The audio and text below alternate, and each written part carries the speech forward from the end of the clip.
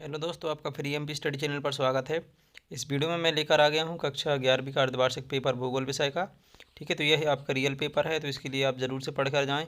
ठीक है, और इसके उत्तरों को भी आप ध्यान में रख कर जाएँ, क्योंकि यही पेपर आने वाला है, तो आप वहाँ पर लिख कर आ सकें। ठीक है, इसलिए यहाँ पर हम इसके सारे प्रश्नों को देखने वाले हैं। इसमें पहले हमारे रहेंगे बहुविकल्पीय प्रश्न। ठीक है, इसके बाद में 2 नंबर वाले प्रश्न और फिर आपके लॉन्ग आंसर टाइप क्वेश्चन आ जाएंगे। तो आइए देखते हैं। यहाँ पर आपके पूर्ण अंक रहेगा 70 अंक। ठीक है, और समय रहेगा 3 घंटे।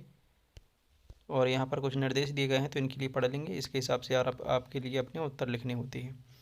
तो आप प्रश्न पहला देख रहे हैं, जिसमें सही विकल्प में प्रश्न पहले में लिखा है, निम्नलिखित में से किस विद्वान ने भूगोल शब्द का प्रयोग किया। ठीक है, तो यहाँ पर ये पहला प्रश्न है। इसमें देखिए 4 ऑप्शन रहेंगे, गैलीलियो, हेरोडोटस और अरस्तु और एरिस्टोनीज ने। ठीक है, इन 4 में से आपका एक ऑप्शन हो जाएगा। इसके बाद में दूसरा प्रश्न, निम्नलिखित में से किस देश की सीमा भारत के साथ सबसे लंबी स्थलीय सीमा है। यहाँ पर 4 आपके ऑप्शन रहेंगे। इसमें से आपका सही ऑप्शन जो भी है आपके लिए लगा कर आना है। तो सबसे पहले आप इनके जल्दी से उत्तर देख लेंगे। ठीक है, और इनके लिए ध्यान में रख कर जाएंगे।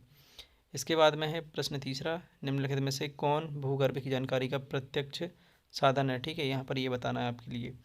तो यहाँ पर 4 आपके पुनः ऑप्शन दिए गए हैं, इनमें से सही आंसर आप लगा कर आएंगे। फिर प्रश्न चौथा है, निम्नलिखित में से कितनी ऊंचाई पर ऑक्सीजन की मात्रा नगण्य होती है। तो यहाँ पर आपके लिए वह ऊंचाई बतानी है जहाँ पर ऑक्सीजन की मात्रा नगण्य होती है, मतलब ना के बराबर। फिर इसके बाद प्रश्न 5 है, निम्नलिखित में से कौन सी नदी भ्रंश घाटी में बहती है। तो भ्रंश घाटी में बहने वाली नदी बतानी है आपके लिए। यहाँ पर 4 नदियाँ दी गई हैं।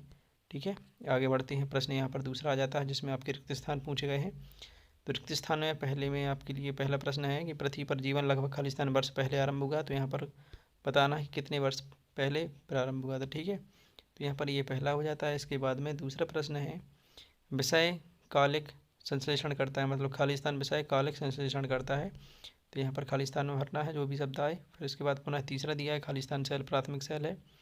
फिर चौथा प्रश्न दिया है, चंदन के वन खालिस्तान तरह के वन के उदाहरण है। इसके बाद पांचवा प्रश्न है, खालिस्तान भूकंपी तरंगे ज़्यादा 8 400 400 400। जी हाँ, याद कर लीजिए व्हाट्सएप नंबर, क्योंकि अब चाहे आपका मैथ्स का सवाल हो या फिजिक्स केमिस्ट्री बायोलॉजी का, आपके हर डाउट हर क्वेश्चन का मिलेगा तुरंत वीडियो सोल्यूशन, वो भी सीधा आपके व्हाट्सएप पर। बस अपने फोन में डाउटनेट का 8 400 400 400 व्हाट्सएप नंबर सेव कर लीजिए और चैट ओपन कीजिए। फिर जो भी आपका डाउट है उस सवाल की आपको बस फोटो खींचनी है, उसे क्रॉप करना है और 5 सेकंड में आपको उसका वीडियो सोल्यूशन मिल जाएगा। क्लास 6 से 12 IIT JEE NEET CBSE boards और सभी स्टेट बोर्ड्स के बच्चों के लिए। तो देर किस बात की, अभी जाइए और 8 400 400 400 पर अपना सवाल व्हाट्सएप कीजिए और अपने सभी डाउट्स को आउट कीजिए। लिंक डिस्क्रिप्शन में है। विनाशकारी होती हैं।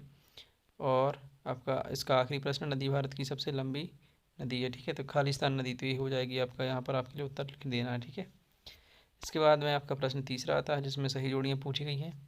तो सही जोड़ियाँ आपके लिए देख लेनी है, और जो सही हैं उनके लिए आप याद करके जाएंगे कि किसका मैच किससे होता है, क्योंकि यही आपका रियल पेपर है। ठीक है, तो इसके लिए आप याद कर लें, जो इसके प्रश्न हैं इनके उत्तरों को याद करके जाएं। और पीडीएफ चाहिए है तो टेलीग्राम चैनल को ज्वाइन कर लें, जिसकी लिंक इस वीडियो के डिस्क्रिप्शन में मिल जाएगी। ठीक है, वहाँ पर इस पीडीएफ को अपलोड कर दिया जाएगा। प्रश्न 4 है, यहाँ पर पूछा है कि प्रश्नों के उत्तर एक वाक्य में लिखिए। तो यहाँ पर देखिए आपके कुल 6 प्रश्न दिए गए हैं, जिनके उत्तर आपके लिए एक वाक्य में लिखने हैं। तो एक एक प्रश्न को आप ध्यान से देखेंगे और उनके उत्तरों को याद कर लेंगे। प्रश्न पहला है, किस अक्षांश पर 21 जून की दोपहर सूर्य की किरणें सीधी पड़ती हैं। फिर इसके बाद प्रश्न दूसरा है, कौन सी गैस वायुमंडल में सबसे अधिक मात्रा में मौजूद है।